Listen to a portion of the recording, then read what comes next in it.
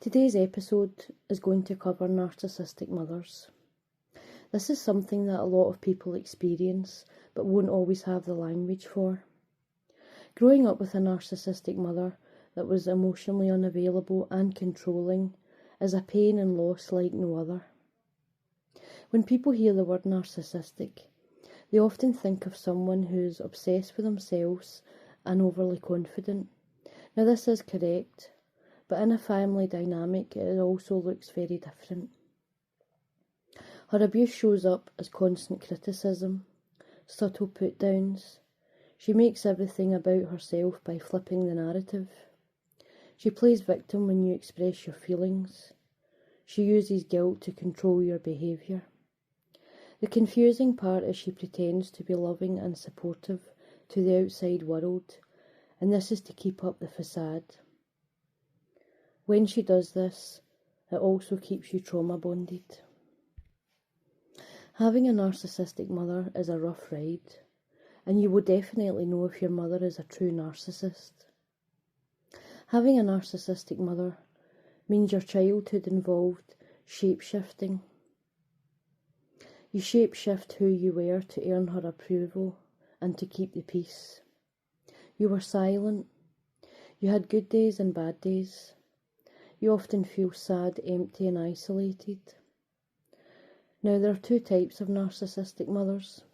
The first one is the smotherer. This is the mother who sees you as an extension of herself.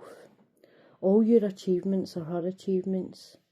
She is the reason you achieved at all in her twisted mind.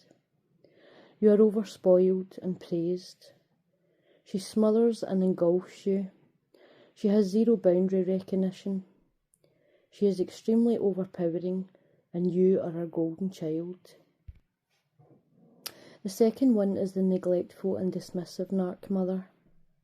She made no attempt during your childhood to care, provide or nurture you in any way. Both narcissistic mothers are as equally as painful as each other. However, the neglectful, dismissive narc cuts deep like no other. All of her time and energy was focused on herself, and you were always seen as an inconvenience in her life. Having a narcissistic mother is insidious abuse. It leaves horrendous internal scars. For people with this narc type, you have spent your whole lifetime wishing she cared enough and took an interest in your achievements. You wish she cared enough to be present. You, on the other hand, are kind, polite and helpful, with a heart of love, but she doesn't see that. For people with overpowering, smothering type, you spent your whole life wishing you could breathe, have space, and not to have to perform to feel loved and feel accepted. You spent your life trying not to need too much. You smile yet your heart is sore. You adapt to people-pleasing behaviours because you don't want to argue. You don't want people to abandon you. You want acceptance because growing up, you never had that. You will never fully trust people because a toxic mother confuses your brain from a very young age on what is normal. And having a childhood but nothing but invalidation is abuse. One of the most painful experiences is to be the daughter of a narcissistic mother. I see you and it's not your fault. Her behaviour is extremely bizarre but painful. You're not loved and accepted. You are emotionally blackmailed. You are guilt-tripped daily. She withdraws love. You're given the silent treatment and straight-up punishments. She does this to have complete control over you at all times. She has no empathy. She is very calculated and manipulative. She is very good at pretending to care, and she is extremely sadistic. She pretends to others that she cares for her children, but has no capacity to do so. And one of the hardest things about having a narc mother is not being able to confide in her about anything because she isn't trustworthy, and you will be insulted relentlessly. She will make you feel like everything is your fault, regardless of the situation. She is not your safe place, and she is not your safe person. She will belittle you, blame shift, and make you feel insecure. If you are a son of a narcissistic mother, this type of parenting will show up in your temperament. Again, you can be an extension of her, so you won't know who you are, really. You've either become overly compliant or very defiant.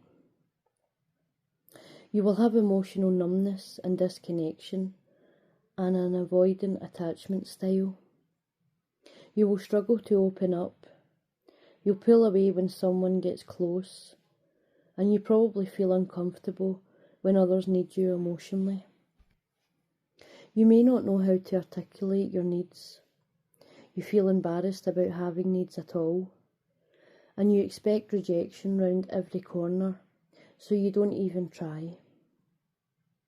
You will have a lot of suppressed anger and quiet resentment that shows up in you as irritability, emotional withdrawal, and passive disengagement. A healthy parent makes her kids feel safe, secure, seen and heard. She makes her kids feel loved. She is invested emotionally and physically. The other sadistic thing that a narc mother does is deny your reality. It's scary and so damaging for a child to have a narc mother because of the level of abuse she gets from her daily. The gaslighting, the dismissiveness, the lack of empathy, and the smothering destroys your psyche. They continually beat you back into submission by responding to you in explosive ways. Their lack of acknowledgement to your needs then and even now has caused psychological trauma, because a mother's love, touch and support is as necessary as food, oxygen and water.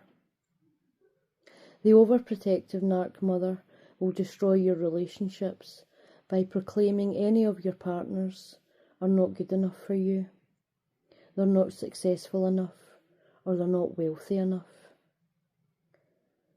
The neglectful narcissistic mother will destroy your relationships because she makes you emotionally and physically unavailable.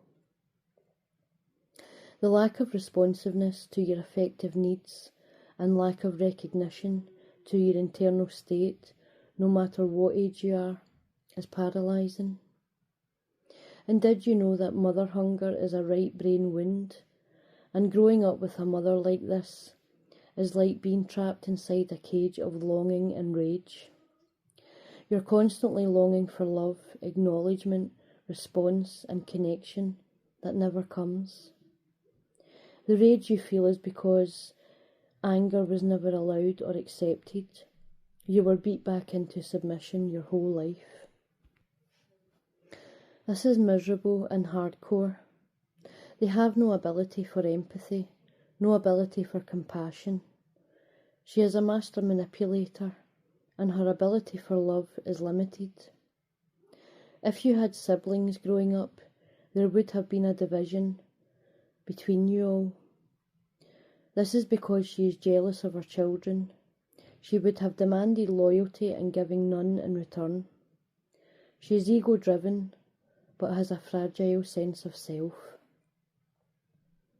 Growing up being belittled, humiliated, and a puppet on a string by a master of her own facade is soul-crushing. So I want you to tell you that you can heal from this. You need to save yourself. Stop sacrificing your whole life. Stop emptying yourself out, hoping for change, love and acceptance. Please don't do it anymore. Instead, let me give you some tools to heal from this insidious abuse. Tool number 1 is acceptance. Now this is the key to the first stage of healing. You need to accept this. This is who she is, and no matter how scary that feels, stop trying to change her, because she can't change. You have been secretly and silently tortured by her, and you have endured what most people can't even begin to comprehend. You need to accept that she has a mental illness that cannot be cured. So tool number 2, I highly suggest you consider therapy. Find a therapist who deals with narc abuse. Please give this to yourself. Your recovery has to be about you and not her. You have the right to be seen and heard because you haven't been your whole life. Tool number 3, reparent yourself, and I will do a separate video on this for you.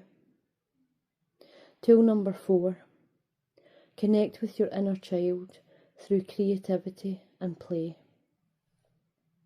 Tool number 5, boundaries. You need to put boundaries in place, and this looks like limiting contact and taking a step back. Using the grey rock method can be useful, so if you still need to have a relationship with her due to her grandparent role, or maybe your caring role for her, just protect yourself by becoming completely boring.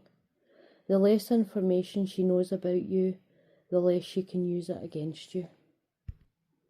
Tool number 6. I would like you to implement in joining a group for daughter and sons of narcissistic mothers.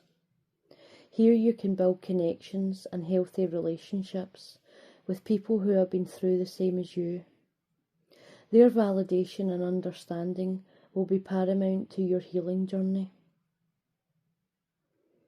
And tool number 7, get online, guys. Buy books, watch podcasts. There is a vast amount of research out there, and the more knowledge you have, the more power you have. So please educate yourself on this.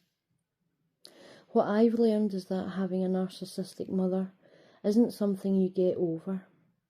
Instead, it's something you need to educate yourself on, set boundaries around, and heal from in your own time. You can still love her, but still choose distance. You can grieve for the mother you needed while accepting the one you have. And most importantly, you are allowed to put yourself first without guilt. So if any of this resonates, please feel free to email. And thank you very much for listening. And as always, take good care of yourselves, and I'll see you all in the next one.